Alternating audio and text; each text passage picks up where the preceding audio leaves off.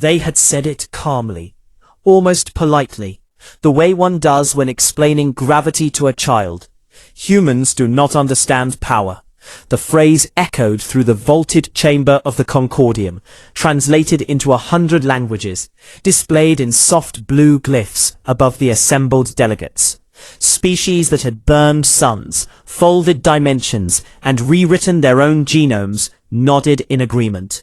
Humanity was young, loud, emotion-driven, dangerous in small, inconvenient ways, but ultimately limited.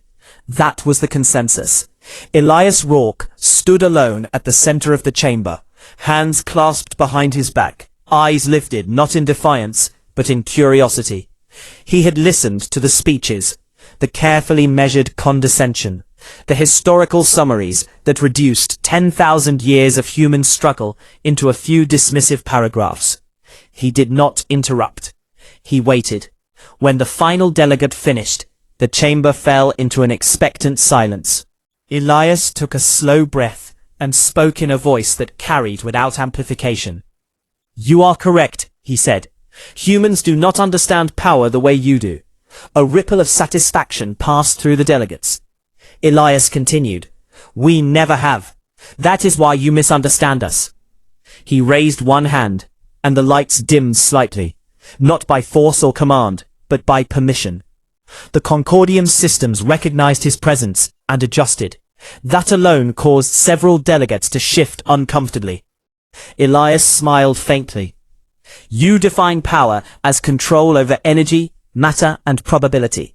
You measure it in output, scale, and permanence. We define it as something else entirely." The oldest species present, the falcine, emitted a low harmonic inquiry. "Explain." Elias nodded. "Humanity evolved fragile. We had no claws, no armor, no natural weapons. Our planet tried to kill us every day.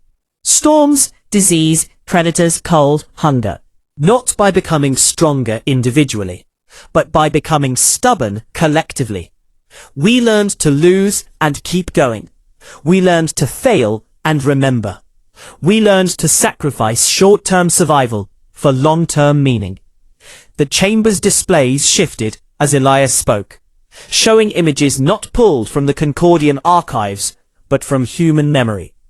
Early fires in dark caves, hands passing tools, eyes watching horizons. "This is where our power began," Elias said. "Not in domination, but in persistence." A younger delegate laughed, a sharp clicking sound. "Persistence is irrelevant at your scale. You survive because we allow it." Elias turned his gaze toward the sound, unoffended. "You believe that because you have never needed permission to exist." He gestured again, and the images changed. Wars, ruins, cities rebuilt atop ashes, humans standing in lines, sharing food during famines, children learning in bombed-out classrooms. We were allowed nothing. Everything we have, we took from an indifferent universe, and we paid for it in blood, time, and regret. The laughter stopped. Elias walked slowly in a circle, boots echoing softly on the crystalline floor. "When we discovered nuclear fire, we nearly ended ourselves. When we unlocked the genome, we argued for decades about whether we should change who we are. When we touched artificial intelligence, we feared it would replace us. Each time we hesitated. Each time we argued. Each time we chose restraint over efficiency." A delegate interrupted. "Yet you still weaponized these discoveries." Elias nodded. "Yes, because power, to us, is not the absence of violence. It is the choice of when not to use it." The chamber grew colder. The Concordium's environmental systems adjusted automatically, responding to rising stress markers among the delegates. Elias stopped at the center again.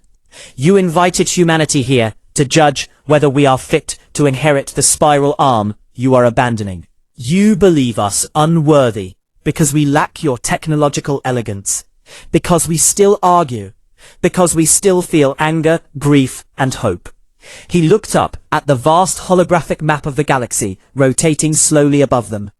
You are leaving because you are tired, because you optimized yourselves into stagnation, because nothing surprises you anymore. That is not power. That is comfort. A low murmur spread. The Falkene delegate resonated again, this time more sharply. Careful, human. Elias met the sound with steady eyes. I am being careful. He tapped a control on his wrist. The map above them changed. The familiar stars dimmed, replaced by regions marked in red, unstable sectors, collapsing vacuum nodes, predatory entities older than recorded time. While you debated succession protocols, Elias said, the universe continued doing what it does best, trying to kill everything. Humanity noticed. We always notice. Several delegates rose from their seating platforms. This information is restricted. Elias inclined his head. It was. Until we listened where you stopped looking. He expanded the display, revealing human-built observation arrays hidden in gravitational shadows, listening posts woven into dark matter filaments. We do not overpower the universe. We endure it. We watch. We learn. And when something threatens not just us, but the idea that life gets to keep trying, we act. A crystalline-skinned delegate spoke, voice trembling with something close to fear. You are claiming guardianship. Elias shook his head. No, responsibility. There is a difference. Guardians believe they are above what they protect. We know we are part of it. He let the images linger, then closed the display. The chamber lights brightened again, but the mood had shifted. You said humans do not understand power, Elias said softly. You are right. Because power, as you practice it, ends. Ours doesn't. It gets passed on, taught, questioned, rebuilt. He placed a hand over his chest. We do not define ourselves by what we can destroy, but by what we refuse to abandon. Silence stretched. No one spoke. Finally, the Falkene asked, almost reluctantly, what do you intend to do if we deny you succession? Elias smiled, not kindly, not cruelly, but with quiet certainty. Then, we will keep doing what we have always done. Survive, adapt, and be ready when the universe reminds you why you were once afraid of the dark. The silence after Elias Rourke's words did not break naturally. It fractured. Delegates whispered in private frequency bands, data streams flaring like nervous pulses across the Concordian's architecture. Civilizations that had never doubted themselves now ran probability trees with unfamiliar variables labeled human persistence, human unpredictability, human refusal to end. Elias stood motionless while the chamber argued around him without sound. He had said what he came to say. Now came the part humans understood best. Waiting. Minutes passed, then hours. Time meant little in the Concordium, but tension did. Finally, the Falkene delegate spoke again. Its tone altered, stripped of ceremonial certainty. The Concordia will recess to deliberate. Humanity will remain under observation. Elias inclined his head. Of course. The chamber dissolved into light as delegates withdrew into subspace conclaves. The floor beneath Elias softened, reshaping into a resting platform. No guards approached. None were needed. Humanity had not threatened. That was the most unsettling part. As the chamber emptied, Elias allowed himself a slow exhale. His wrist console flickered. A single encrypted signal blinked green. He did not open it. Not yet. The Concordium's observation protocols activated immediately. Millions of sensors focused on him. They saw his pulse steady, his breathing slow, his posture relaxed. No adrenaline spike, no aggression markers, just patience. That too was recorded, flagged, analyzed, and misunderstood. In a separate layer of reality, far from the Concordium's elegant geometry, human fleets waited. They were not assembled in formation or armed for conquest. They were scattered, hidden, embedded into debris fields, asteroid belts, and the quiet spaces between gravitational wells. Old human habit. Never put everything in one place. Never assume you will be welcomed. Each ship carried not soldiers, but archivists, engineers, linguists, historians, and yes, weapons. Humans were not naive. They were cautious. On Earth and its colonies, children were still being taught about this day, not as destiny, but as possibility. Teachers emphasized one lesson above all. Do not expect approval. Earn survival. Back in the Concordium, Elias finally opened the encrypted signal. A woman's voice filled his inner ear, calm, edged with iron. Probability shift confirmed, she said. Concordium uncertainty index rising across all models. Elias allowed a faint smile. Good. The voice continued. However, long-range anomaly detected in the Perseus Veil. Same signature you warned them about. Movement accelerating. Elias closed his eyes for a moment. Of course it was. The universe never waited for committees. He tapped a response. Do nothing yet. Let them see it themselves. A pause.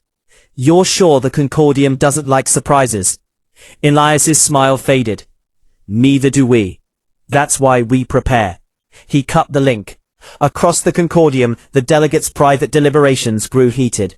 Some argued humanity was bluffing, using stolen data and theatrical restraint to mask weakness. Others pointed to the impossible accuracy of the human observation arrays. A few, very few, admitted a deeper fear. That humanity's definition of power did not plateau. It compounded. While older species sought equilibrium, humans sought continuation. That difference terrified them. The youngest civilization present, the Lyris Collective, ran simulations of a galaxy under human stewardship. The results were chaotic, inefficient, emotionally costly, and alarmingly resilient. Extinction curves flattened. Recovery rates increased. Conflict never vanished, but collapse did. The model refused to produce a final end state. It just kept going. The Lyris observers flagged the result as unstable and quietly archived it. Then something happened that ended debate. The Concordium's external sensors registered a disturbance. Not subtle, not catastrophic. A ripple moving faster than expected through vacuum sectors previously thought inert. Data flooded in. The red-marked regions Elias had shown began to change. Boundaries blurred. Threat vectors realigned. One delegate whispered the unthinkable. It's early. They weren't due for another cycle. Another replied with dawning horror. Unless they've adapted. The chamber reconvened instantly. Elias was summoned back to the center. This time, the lights were harsher, the air tight with urgency. You knew this would happen, the Falcine accused. Elias did not deny it. We knew it could. There is a difference. Why didn't you warn us sooner? Another delegate demanded. Elias spread his hands. We did. You labeled it restricted speculation. The data now hovered between them. Undeniable. The ancient predatory entities were moving, learning, responding. For the first time in recorded Concordium history, the possibility of a shared extinction entered official discourse. The Falcine's tone lowered. What does humanity propose? Elias looked at a map, then back at the delegates. Partnership. Not command, not obedience. Cooperation built on transparency and mutual sacrifice. Uneasy reactions followed. You would have us fight your war, one said. Elias shook his head. No, our war. Your universe too.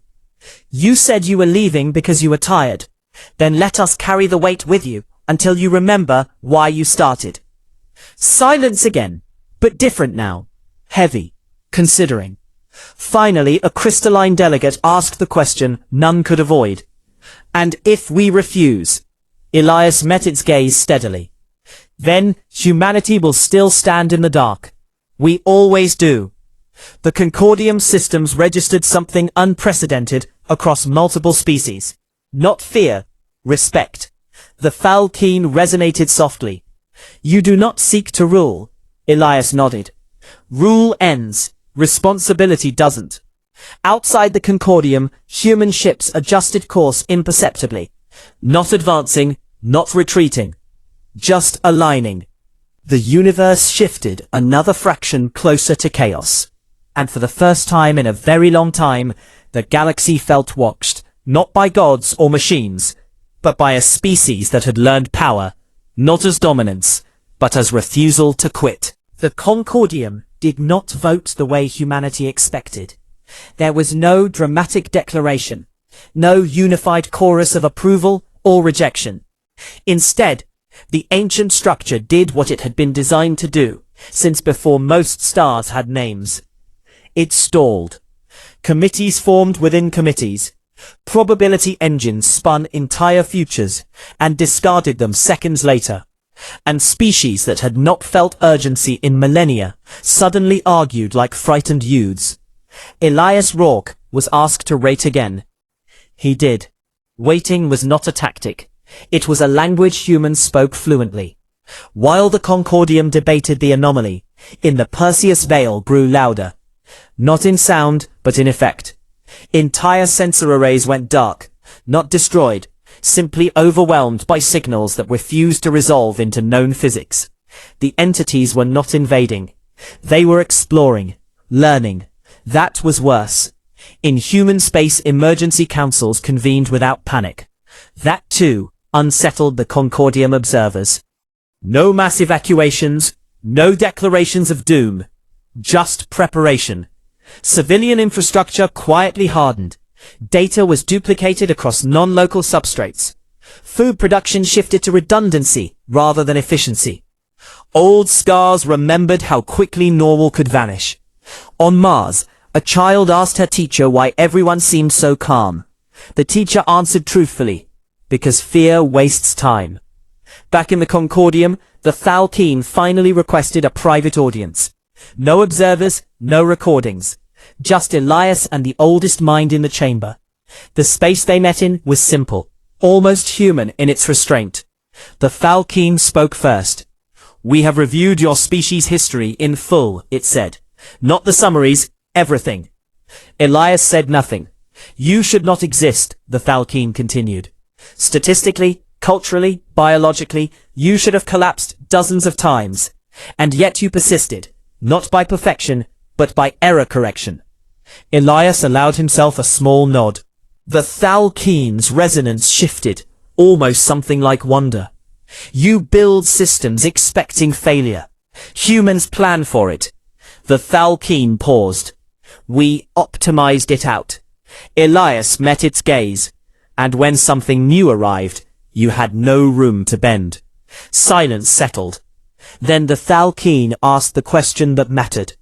"If we accept your partnership, what happens when humanity disagrees with itself?" Elias smiled sadly. "Then we argue. Sometimes loudly, sometimes badly. But we keep the argument alive, because the moment we stop disagreeing, we stop adapting." The Thalkeen considered this for a long time. Finally, it resonated once more. "The Concordium will not grant you succession." Elias did not react. Instead, it continued.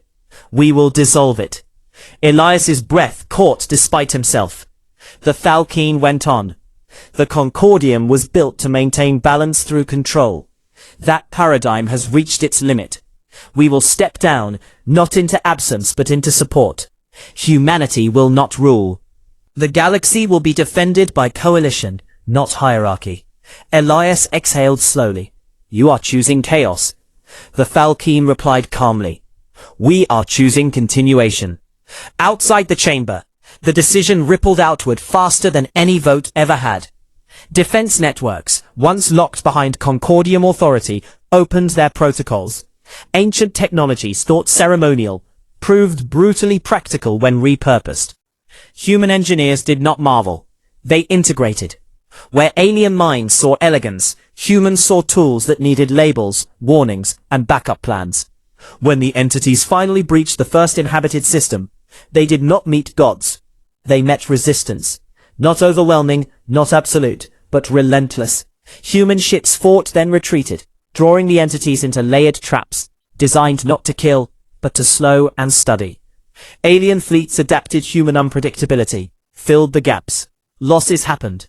Humanity mourned and kept going. The entities learned quickly, but so did the coalition.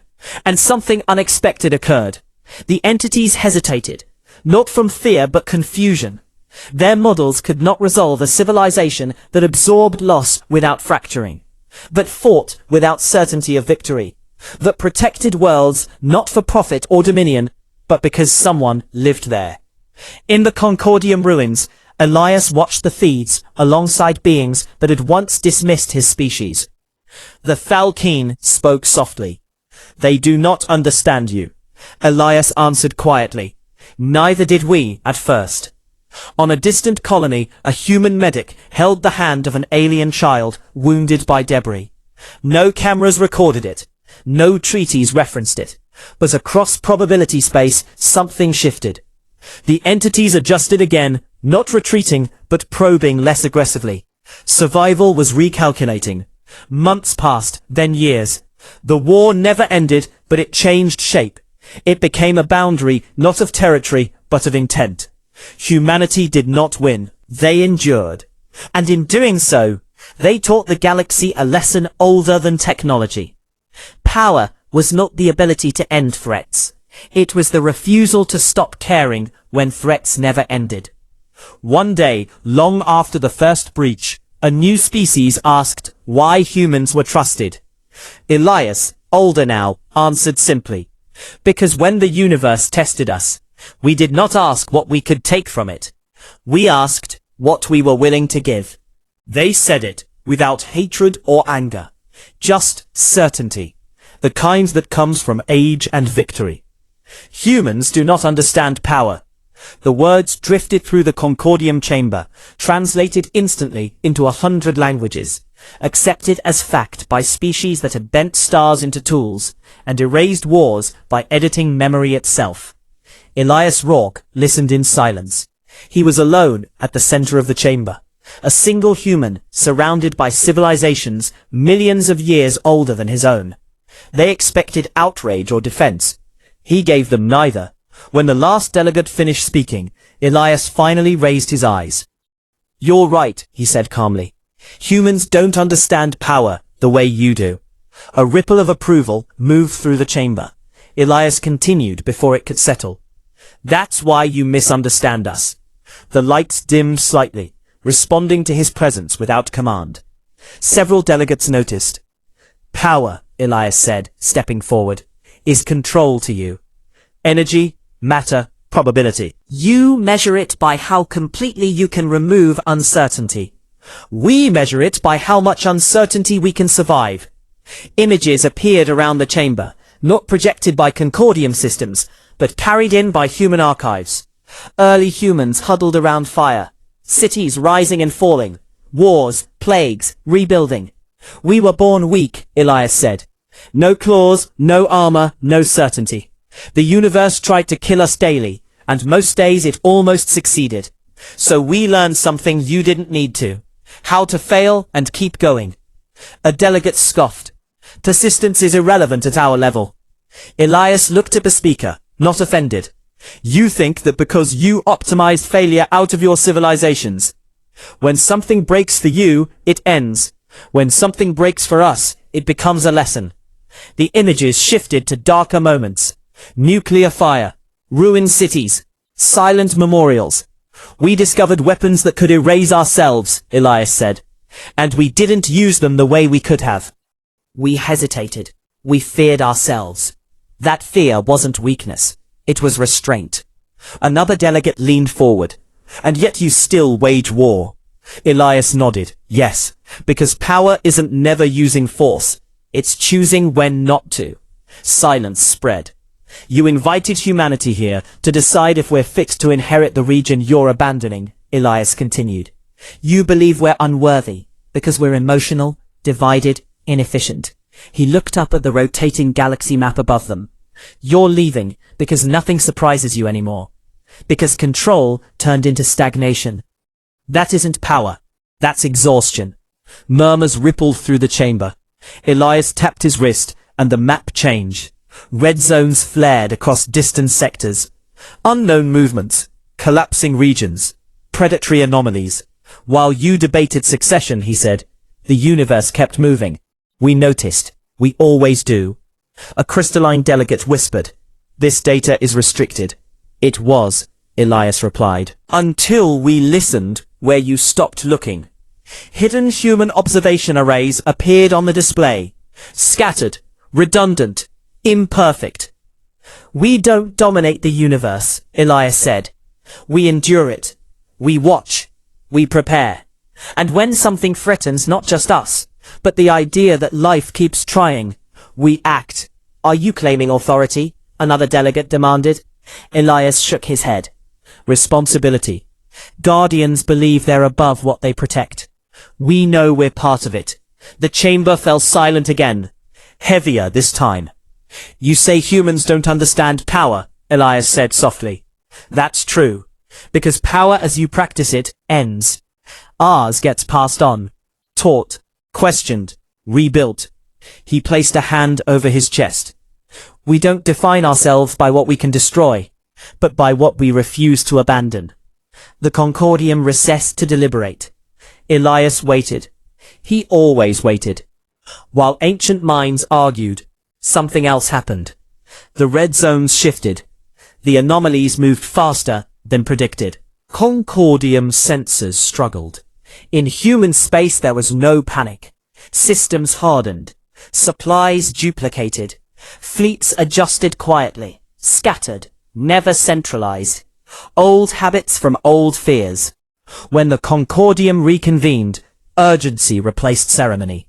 You knew this would happen, the oldest delegate accused. We knew it could, Elias answered. There's a difference. What do you propose? The delegate asked. Elias didn't hesitate. Partnership. Not rule. Not obedience. Shared responsibility. And if we refuse, then we'll still stand in the dark, Elias said. We always do. Something unprecedented spread through the chamber. Not fear, respect. The Concordium made its final decision. It would not grant humanity succession. It would dissolve itself. Authority would become coalition. Control would become cooperation. When the entities finally pushed into inhabited space, they didn't meet gods. They met resistance. Not perfect, not overwhelming, but relentless. Humans fought, retreated, adapted. They lost ships, worlds, people, and they kept going. The enemy learned quickly, but not fast enough. Their models couldn't understand a species that absorbed loss without surrender, that fought without certainty of victory, that protected strangers because someone lived there. Years later, when the war settled into a fragile boundary, a young species asked why humans were trusted.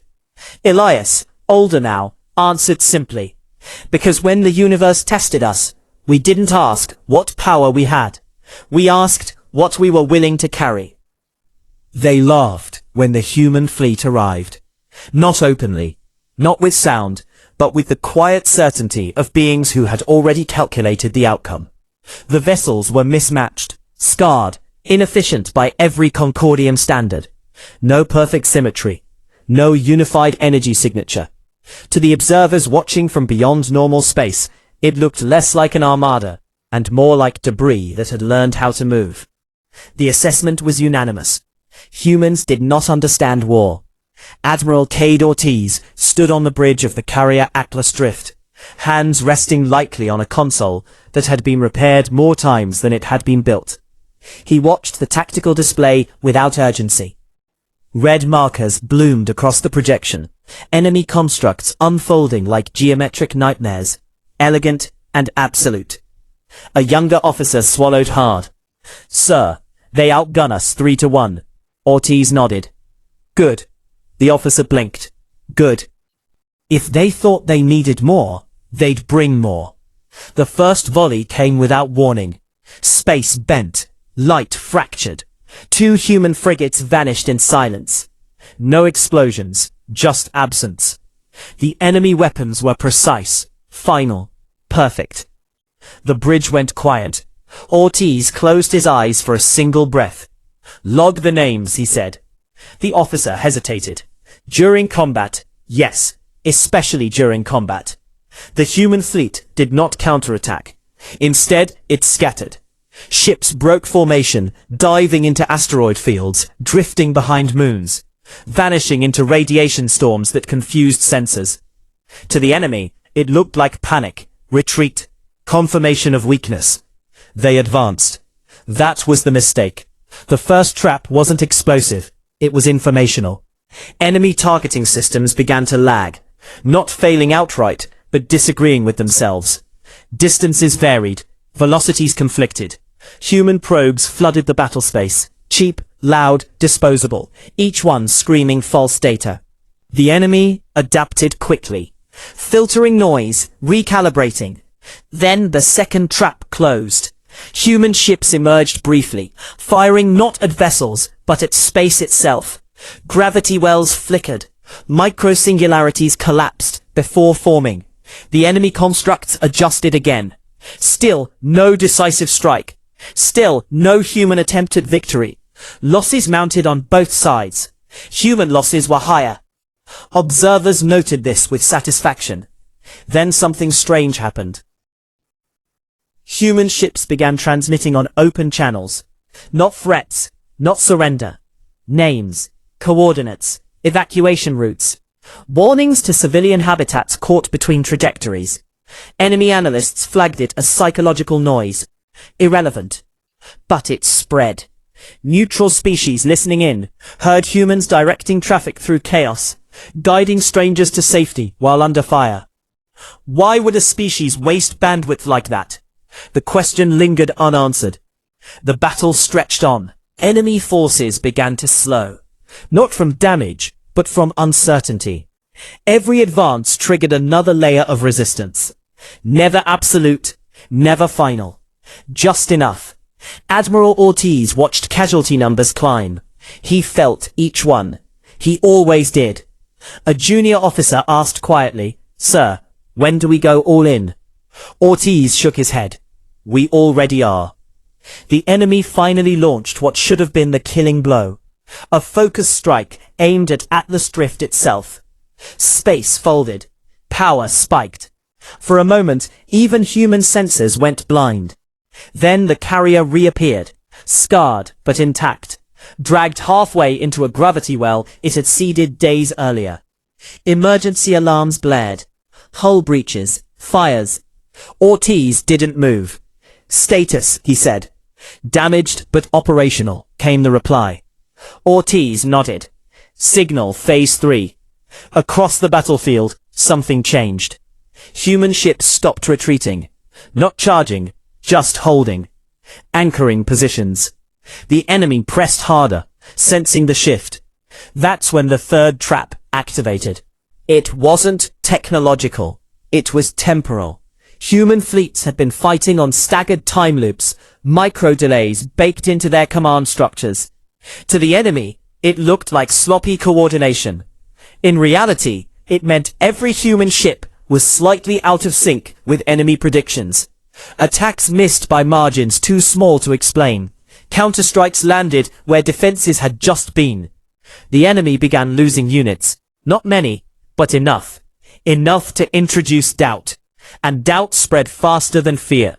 The enemy tried to disengage. Human ships didn't pursue aggressively. They shadowed, harassed, denied rest, denied certainty. The battle ended not with victory, but with withdrawal. Enemy forces vanished into folded space, intact but shaken. Silence returned. On Atlas Drift, medics ran, engineers patched, names were logged. Ortiz finally sat down. A transmission arrived hours later from a neutral observer collective. "Why didn't you finish them?" Ortiz recorded his response without hesitation. "Because finishing fights is expensive. Surviving them is sustainable." Weeks later, analysts across the galaxy reviewed the engagement. By every traditional metric, humanity had lost. Higher casualties, lower firepower, no decisive kill. And yet, the enemy had retreated. Strategists couldn't reconcile the outcome. One young analyst asked the question others avoided. What if human power isn't about winning? What if it's about making war unbearable to continue? The idea spread quietly, among enemies, among allies, among those watching from the dark. Humanity repaired its ships, buried its dead, taught its children, and waited. Because they had learned something the universe kept forgetting. You don't have to be stronger than your enemy. You just have to be willing to keep standing after they're tired of trying to knock you down.